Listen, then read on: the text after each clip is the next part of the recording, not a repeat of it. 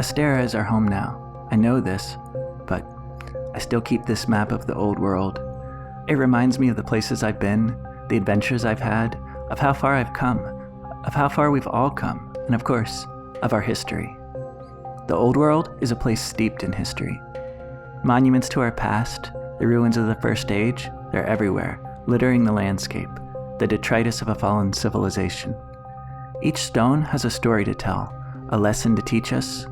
They whisper tales of wars waged, of a civilization destroyed by its own quest for power, a people undone by their own mad greed. These stones, they remember the equal dragon weapon and what it truly was. They remember when in a blind rage Fatalis split the earth and ended the First Age. We may have forgotten our past, but the stones remember. But you know, this new world we have discovered together, it has its own story to tell, and it's a very different kind of story. The new world is a land nearly unchanged by time.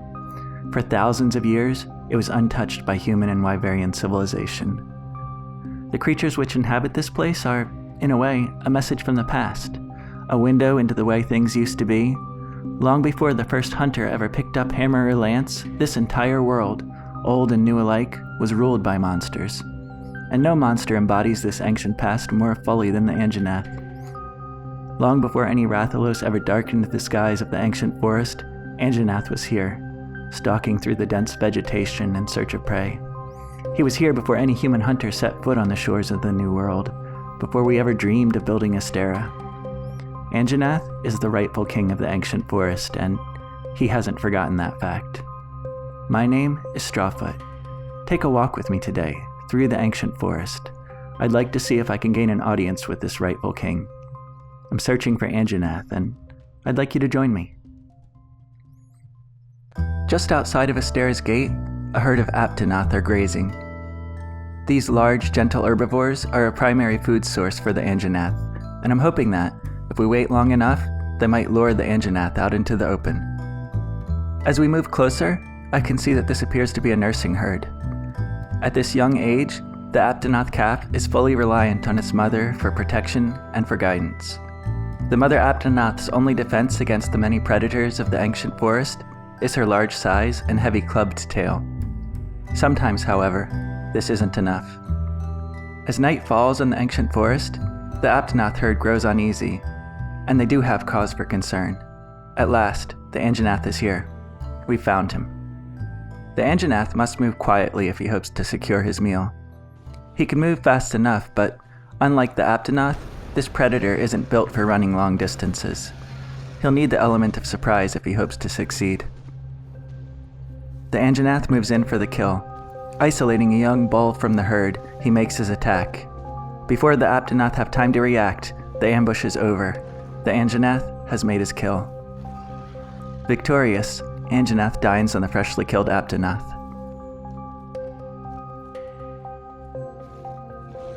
After taking his meal, the Anjanath stalks off into the trees.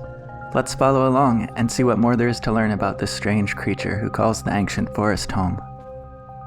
Retreating to higher ground within the dense woodlands, the Anjanath finds a place, a secluded stony outcrop where he can relax. His appetite sated and his energy all but spent, this Anjanath needs to rest.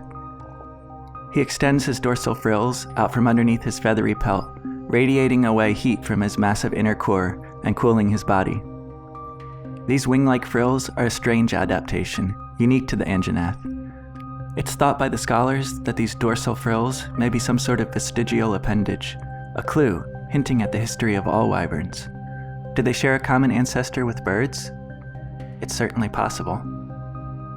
After resting, the Anjanath resumes its patrol, watching over its woodland hunting ground for signs of would-be intruders.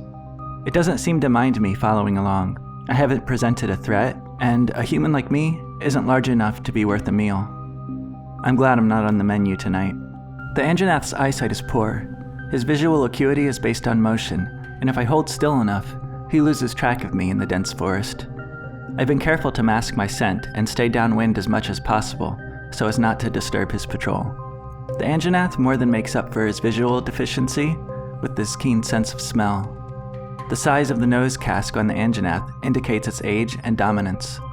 The large nose casque on this specimen is a signal to other Anjanath in the forest that he is the dominant male.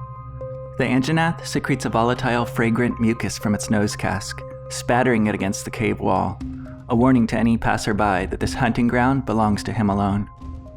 When threatened, the Anjanath has a specialized sparking organ in its throat, which can ignite the mucus stored in its nose casque, allowing it to breathe fire. The Anjanath isn't the only hunter in this forest. He'll need this fiery defense if he hopes to survive long. Because its body is similar in form and structure to Old World monsters such as Glavenus and Deviljho, the Anjanath is classified by the Hunters Guild as a brute wyvern. That said, the Anjanath's many avian characteristics lead this scholar to wonder if the class of bird wyvern would have been a more apt choice. Well, there's no arguing with the Hunters Guild once they've made a decision. One thing I'm certain of, however, is that this monster must be studied further. A primitive wyvern like the Anjanath is in every way a window into the history of this new world. There's still so much mystery surrounding this magnificent creature, and together, we hunters and scholars of the 5 fleets have before us an unparalleled opportunity to study this living fossil, this message from the past. As always, this has been Strawfoot. Thanks so much for listening and for all your great comments, and of course for clicking all the buttons. This is YouTube, and that sure does help me out a lot. Until next time, peace out.